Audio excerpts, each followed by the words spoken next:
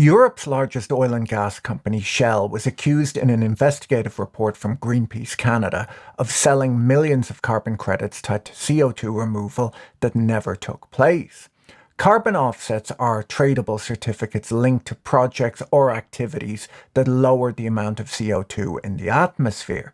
Each credit is supposed to represent 1 ton of carbon that's been removed. The idea is that by buying these certificates, an individual or business can fund projects that reduce atmospheric CO2, and they do this to offset their own carbon emissions rather than cutting back themselves. The certificates offset the buyer's CO2 emissions by paying someone else to reduce the amount of CO2 being released. The idea is that the polluter pays and the cleaner earns.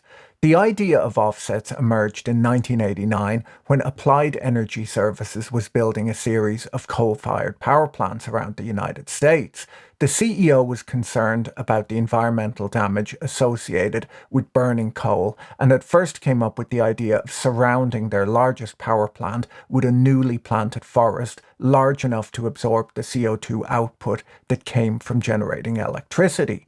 When the calculations were done, they worked out that they would have to plant over 50 million trees near the power plant in Connecticut, taking up a huge swathe of valuable land. It was decided that a cheaper way of achieving the same goal would be to pay Guatemalan farmers to plant trees instead.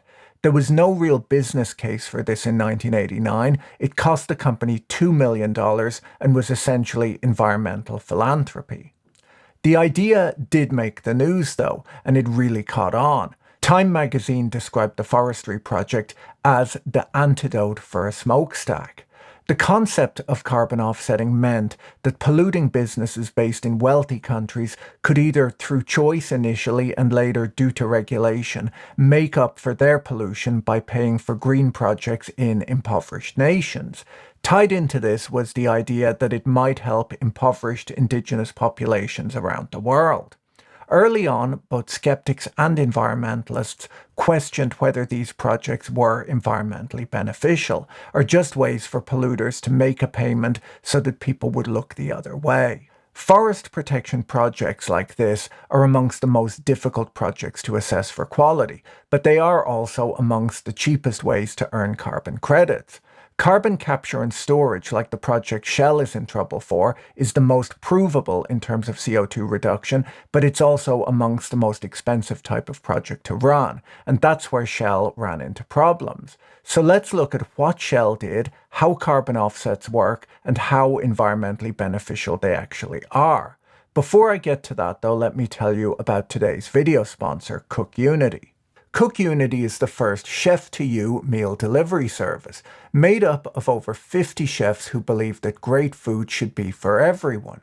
The food is healthy and delicious, and it feels like you're eating in a different restaurant every night of the week. Each week, award-winning chefs craft hundreds of globally inspired meals, from vegetarian to paleo and everything in between. Meals are delivered fresh, never frozen, and the menu rotates every week, so there's always something new to try. Healthy, balanced, and incredibly delicious meals start with the very best ingredients. CookUnity sources fresh, seasonal produce, prioritizing whole foods and local suppliers. Tonight I'm eating Thai yellow chicken curry with jasmine rice by Pinnaped Chancharoen. The subscription is super flexible and you can pause, skip weeks, or cancel at any time. Enjoy restaurant quality meals for a fraction of the price. Subscriptions start as low as $11 per meal.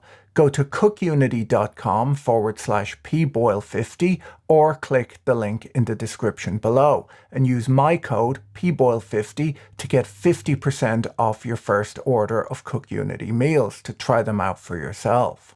I'd like to clarify early on that I have no qualification nor do I claim any expertise in environmental science, and my opinions on the need for these projects or their effectiveness wouldn't add much value.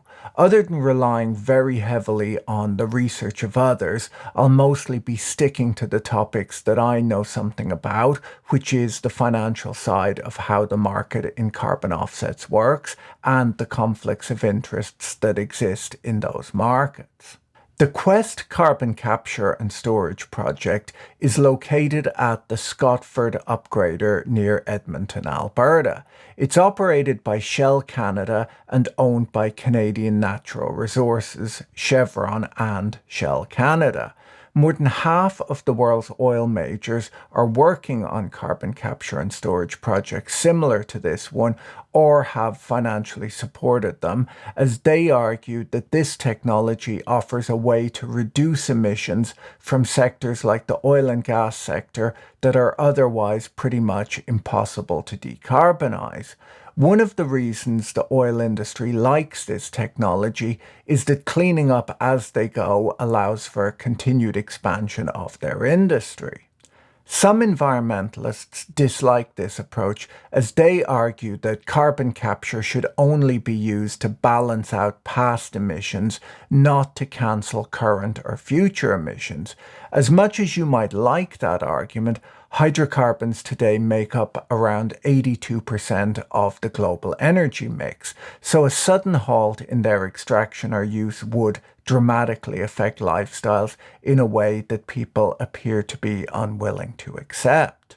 It costs about as much to capture and store CO2 as it costs to extract and process the hydrocarbons that we use for energy. And if oil and gas companies were to be shut down tomorrow, not only would we lose 82% of our energy, but there would be no one willing to pay for this expensive process.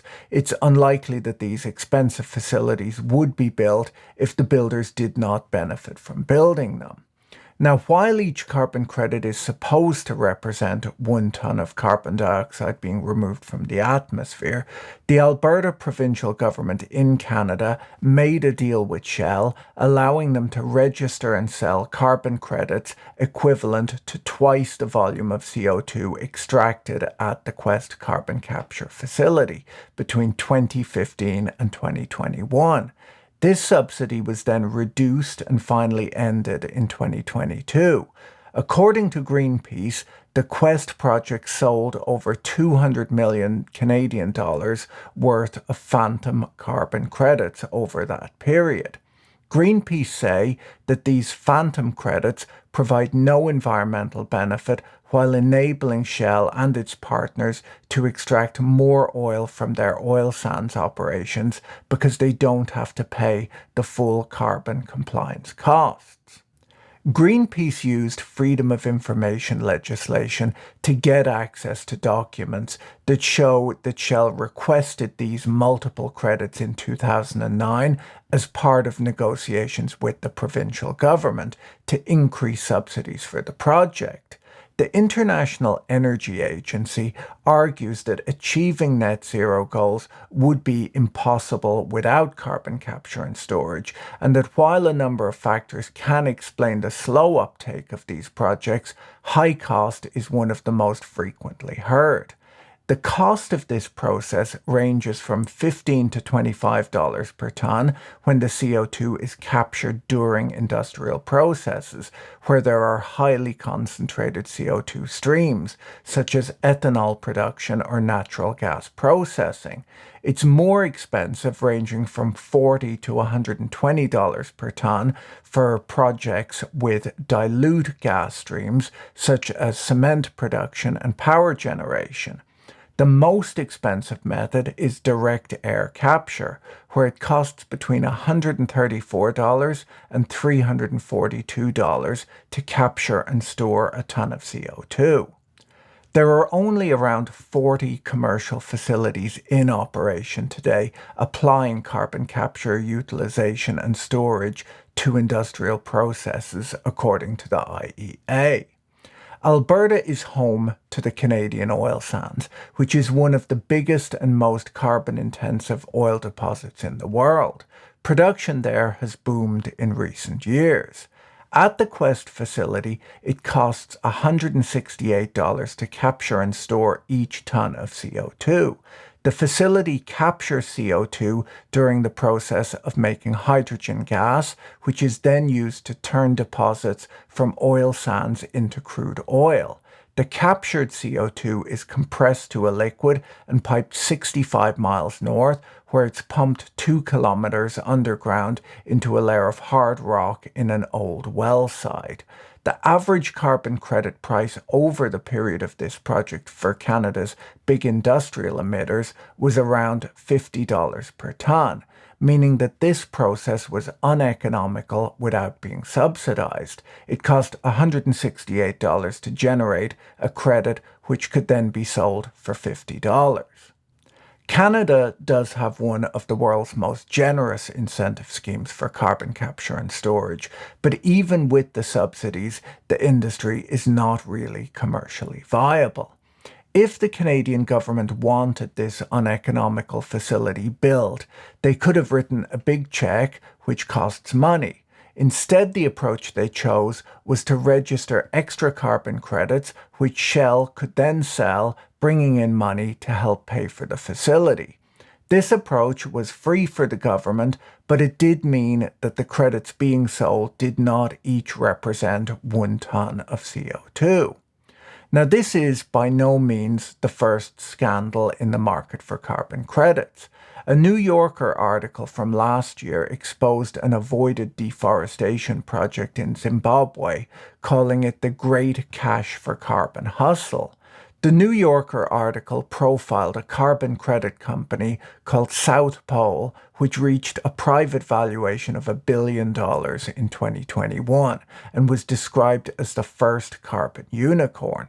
South Pole's origin story is that its 3 founders were university students who were invited to a sustainability conference in 2002 to make a presentation on the topic of carbon trading. On a whim, the team decided to ask the conference delegates at the end of their presentation to pay them a fee to offset the emissions for their flights to Costa Rica, where the conference was being hosted. The group were shocked when they raised more than $10,000 at the conference, and they then had to quickly come up with something to do with the money that might reduce CO2 emissions. They used the money to pay for the installation of solar heaters at the university where the event had been hosted, replacing a diesel boiler, and they estimated that this upgrade would save around 70 tons of CO2 per year going forward. After that, there was no looking back. They set up a website allowing people to calculate their emissions, pay the appropriate penance, and receive a laser-printed certificate in the post. They used the money that they raised to fund solar projects, hydroelectric projects, and to pay subsistence farmers in places like Zimbabwe to protect forests instead of clearing them to graze animals and plant crops. The problem they found is that while it might be easy enough to pay someone to do something, it gets more complicated when you're paying someone to not do something, as it's easier to measure what's been done than to measure what has not been done. For example, at no point during the making of this video did I cut down a tree, but no one's paid me for that service. To quantify how much CO2 one of these forest preservation projects has saved, you need to show that without the project, the forest would have been destroyed, and that can be difficult to prove.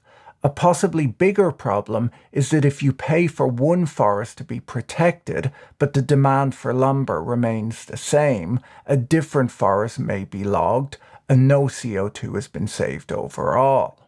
An accreditation agency called Verra came up with a process where the project managers had to predict how much of a protected forest would be lost without protection, and thus determine how much carbon the scheme would conserve over a 30-year lifespan. Credits would be issued every year against that total, and the prediction would be checked once a decade by comparing the protected area with an unguarded reference area nearby. As the carbon credit industry grew, businesses were able to advertise their green credentials.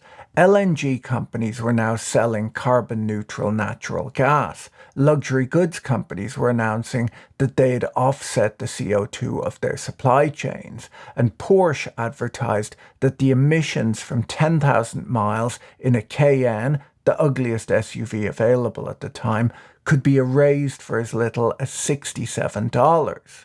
The Qatar World Cup in 2022 claimed to be carbon neutral after excluding the emissions associated with constructing 7 air-conditioned stadiums. According to the New Yorker article, South Pole's Zimbabwean Forest Protection Project went wrong in a number of ways. The first sign of trouble came when Elias Airy, a forest carbon specialist, posted a satellite image of the Zimbabwe project on LinkedIn. I find myself quite upset today, he wrote. I just reviewed a carbon project that's likely receiving more than 30 times as many credits as it should. His image showed that deforestation in the unprotected reference area was significantly lower than the company had stated. He signed off with a disclaimer. All opinions are my own, and my own opinion is that everyone involved with this project should be arrested. On top of the fact that the carbon credits were being overstated, there were also allegations that the money that was supposedly being sent to farmers in Zimbabwe to protect the forest didn't all make it, as the man in charge of distributing the funds to stakeholders kept no accounts and claims that he handed it out in wads of cash, in the style of a Zimbabwean Mr. Beast. There's a lot of complexity associated with generating carbon credits, which means that even the best intentioned plans can go wrong. A good example being the Surai Forest Carbon Project, which was launched in 2009 by the Pater Surai indigenous people of the Brazilian Amazon. It was heralded as the first indigenous-led conservation project financed through the sale of carbon offsets.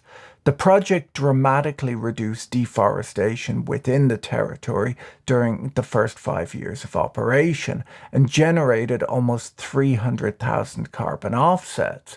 But even early on, there were disagreements amongst the tribe over how to distribute the money.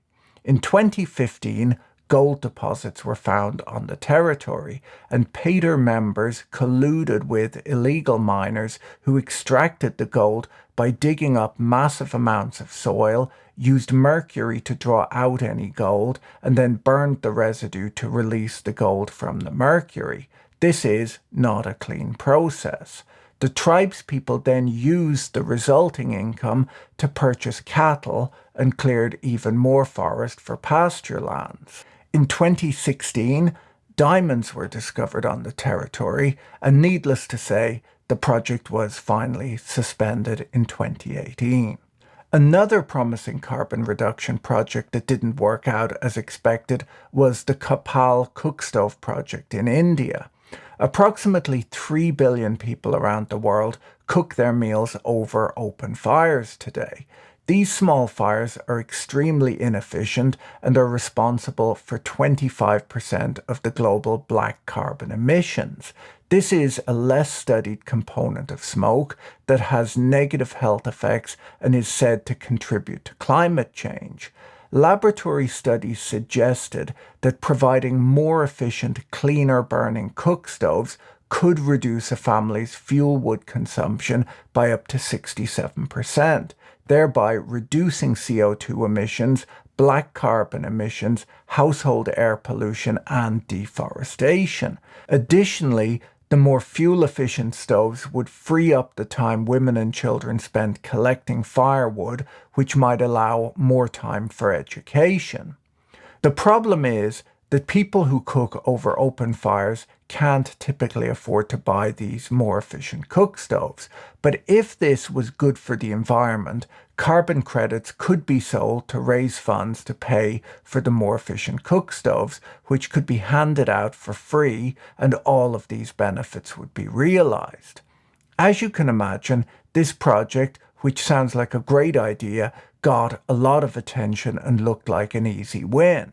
Unfortunately, when researchers came back and studied household wood consumption after the stoves had been handed out, they found that the households with efficient cook stoves barely reduced their wood consumption at all, and almost no environmental benefit was realized.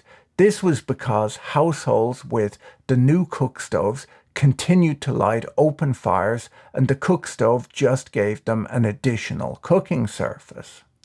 Once again, with this project, hundreds of thousands of carbon credits were issued for a project that had no real environmental benefit. Do you think that the companies who bought those credits are going back and restating their claims about carbon neutrality? Probably not, but who knows? The problem of social cost is a highly influential law review article written in 1960 by Ronald Coase, analysing the economic problem of externalities. Externalities are when consumption, production, and investment decisions of individuals, households, or firms affect other people who were not directly involved in the transactions. Externalities can be positive or negative, but pollution is the most commonly cited example of a negative externality. A polluter might make decisions based only on the direct cost of and profit opportunity from production, without considering the indirect costs to those harmed by the pollution. The Coase theorem states that where there are complete competitive markets with no transaction costs and an efficient set of inputs and outputs, an optimal decision will be selected. The Coase theorem is considered an important basis for most modern economic analysis of government regulation, especially in the case of externalities, and it's been used to analyze and resolve legal disputes. Coase came up with this idea when analysing optimal regulation of radio frequencies. The problem he was trying to solve was how to regulate bandwidth so that competing radio stations would not overlap and interfere with each other's broadcasts. Regulators were trying to prevent this interference and allocate frequencies efficiently to radio stations. What Coase proposed was that as long as property rights in these frequencies were well defined, it didn't matter if adjacent radio stations interfered with each other by broadcasting in overlapping frequency bands. Furthermore, it didn't matter to whom the property rights were granted either. His reasoning was that the station able to reap the higher economic gain from broadcasting would have an incentive to pay the other station not to interfere. In the absence of transaction costs, both stations would strike a mutually advantageous deal. It wouldn't matter which station had the initial right to broadcast. Eventually, the right to broadcast would end up with the party that was able to put it to the most highly valued use. Of course, the parties themselves would care who was granted the rights initially, because this allocation would impact their wealth. But the result of who ended up broadcasting on that frequency would not change, because the parties would trade to the outcome that was overall most economically efficient. This counterintuitive insight that the initial imposition of legal entitlement is irrelevant because the parties will eventually reach the same result is Coase's invariance thesis. Coase argued that if we lived in a world without transaction costs, people would bargain with one another to produce the most efficient distribution of resources, regardless of the initial allocation.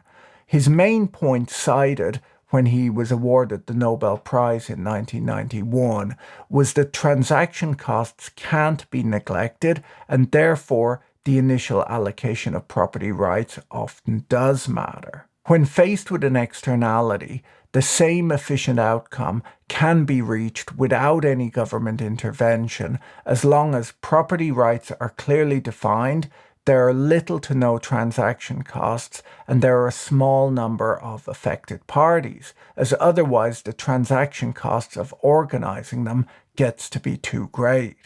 Because the assumption of costless negotiation often falls short in the real world, and because there are numerous affected parties, the theorem is often not applicable as a real-world solution. Nevertheless, the cost theorem is an important reminder that even in the case of complex environmental problems, there may still be room for mutually beneficial compromises. There are all sorts of projects that can generate carbon credits, like planting trees, paying people not to cut trees down, flaring methane that leaks from landfill, plugging orphan oil wells, building electric vehicles, and preventing a cow from burping in Canada. People want to encourage these things, but it's tricky accounting for how much environmental benefit each project achieves.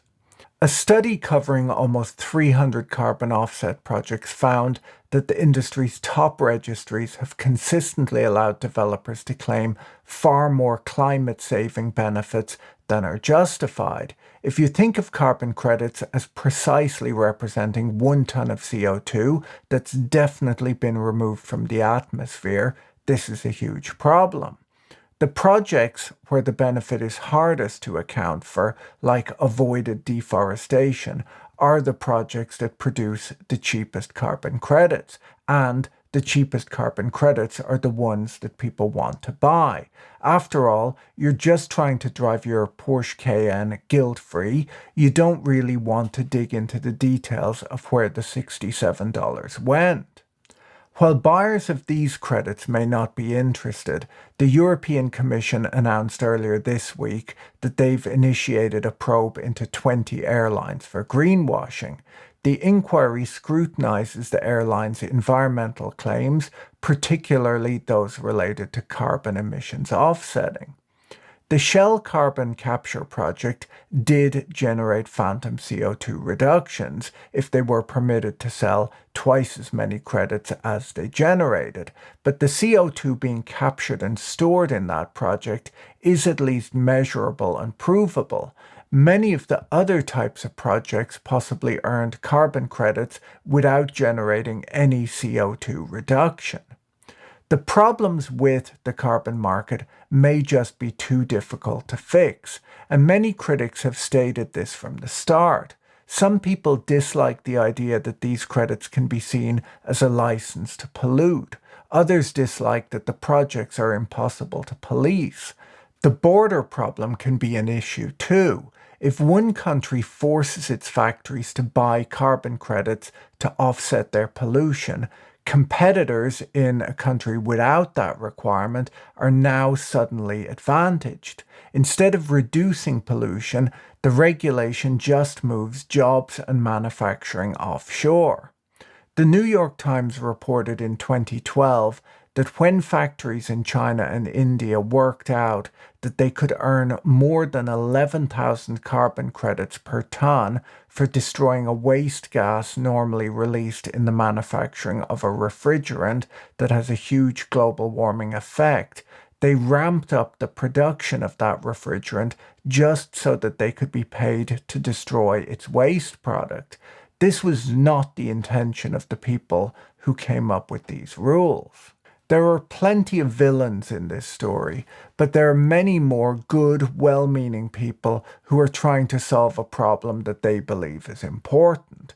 Unfortunately, there are no easy solutions, as trying to solve the problem of economic externalities is a thorny, prickly problem where solutions that look good on paper often fail in the real world. If you're wondering how the Guatemalan tree planting project funded by Applied Energy Services back in 1989 worked out, unfortunately researchers found that it too mostly failed. There were problems with the types of trees planted, conflicts over the land devoted to forestry, which led to food shortages. Some farmers who were denied access to the forest are said to have sabotaged the project too. In the end, the researchers calculated that the program had offset only about 10% of the emissions from the coal plant in Connecticut. If you found this video interesting, you should watch my video on the push to electrify everything next. Don't forget to check out our sponsor, Cook Unity, using the link in the description below. Have a great day and see you in the next video. Bye.